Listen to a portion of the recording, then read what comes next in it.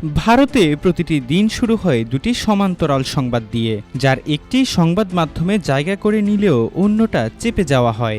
দেশটিতে প্রতিদিন টেলিভিশন খুললেই দেখা যায় সযত্নে সাজানো বিতর্ক সভা, যেখানে পাকিস্তান বিরোধিতা, হিন্দু গৌরব ও নতুন ভারতের নাট্যশৈলী নিয়ে আলোচনা হয়। চেপে যাওয়া সংবাদগুলো থাকে সাধারণত দেশের বিভিন্ন স্থানে প্রতিদিনের মুসলমান নিপীড়ন, পিটিয়ে হত্যা, গ্রেপ্তার, অপমান ও অমানবিকীকরণ।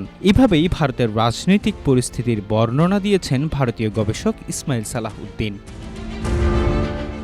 আল জাজিরায় প্রকাশিত এক মন্তব্য প্রতিবেদনে ভারতীয় এই গবেষক লিখেন, ভারতে মুসলমানদের কষ্ট হয়তো মুছে ফেলা হয়, নয়তো তা রূপ দেয়া হয় কোনো প্রদর্শনীতে, যা সংখ্যাগরিষ্ঠদের কাছে হয়ে ওঠে সন্ধ্যার বিনোদন। ভারতীয় মুসলমানরা এমন এক জীবন বেছে নিতে বাধ্য হন যেখানে তারা সবসময় অভিযুক্ত, কখনো তাদের কণ্ঠস্বর শোনা যায় না। চলতি বছরের সেপ্টেম্বরে আজমগড়ে 7 বছর বয়সী এক মুসলিম শিশুকে হত্যা করা হলেও টেলিভিশনের প্রাইম টাইমে জায়গা করে নেয় লাভ জিহাদ, সীমান্ত উত্তেজনা কিংবা ভারত পাকিস্তান ক্রিকেট ম্যাচের আগুন ছড়া বিতর্ক। সমাজবিজ্ঞানী স্ট্যানলির ভাষায় ভারতের এমন পরিস্থিতি মূলত স্টেট অব ডিনায়াল, যে সমাজে নৃশংসতা এতটাই দৈনন্দিন হয়ে যায় যে তা আর কাউকে নাড়া দেয় না। আজকের ভারত সেই জায়গাতেই দাঁড়িয়ে। কানপুরে যখন মুসলমানরা আই লাভ মোহাম্মদ লেখা প্লেকার্ড তুলেছিল, পুলিশ তখন তাদের সুরক্ষা না দিয়ে 1300 মুসলমানের বিরুদ্ধে এফআইআর করে এবং গণগ্রেপ্তার চালায়। অথচ যখন হিন্দুত্ববাদী জনতা মহারাষ্ট্র বা মধ্যপ্রদেশে সমবেত হয়ে প্রকাশ্যে গণহত্যার ডাক দেয়, টেলিভিশন সাংবাদিকেরা হয় তাদের গৌরবান্বিত করে, নয়তো মুখ ফিরিয়ে নেয়। ইসমাইল সালাউদ্দিন লিখেন, ইন্দোরে যখন মুসলিম ব্যবসায়ীদের রাতারাতি উচ্ছেদ করা হয়, সেটি ছিল একটি অর্থনৈতিক লিঞ্চিং। পুরো পরিবার জীবিকা হারায়, শিশুরা স্কুল থেকে বাদ পড়ে, নারীরা খাবারের জন্য প্রতিবেশীদের দ্বারে ভিক্ষা চায়। অথচ জাতীয় গণমাধ্যম একে দেখায় আইন শৃঙ্খলার সমন্বয় হিসেবে, যেখানে মানবিক বিপর্যয়ের কথা প্রায় অনুল্লেখ্য।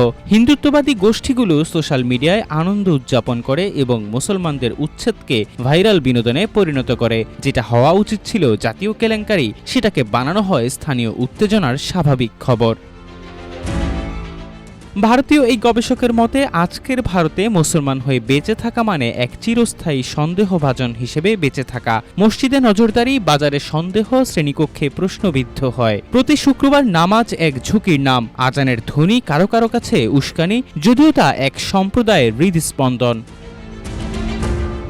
মার্কিন চিন্তাবিদ মাহমুদ মামদানি এই বাস্তবতাকে ব্যাখ্যা করার এক কাঠামো দিয়েছেন। তার বিখ্যাত বই গুড মুসলিম ব্যাড মুসলিমে তিনি ব্যাখ্যা করেন রাষ্ট্র ও সমাজ কিভাবে মুসলমানদের দুই ভাগে ভাগ করে। গ্রহণযোগ্য মুসলমান যে চুপচাপ মানিয়ে নেয়, আর বিপজ্জনক মুসলমান যে প্রতিবাদ করে বা মর্যাদা দাবি করে। ভারতে এই বিভাজন প্রতিদিন অস্ত্রে পরিণত হচ্ছে। যে মুসলমান তার ধর্ম গোপন রাখে, অদৃশ্য হয়ে থাকে, সে সহনীয়, কিন্তু যে সমান অধিকারের দাবি তোলে, যে মুছে ফেলা মানে না, সেই মুহূর্তেই সে হয়ে যায় অপরাধী।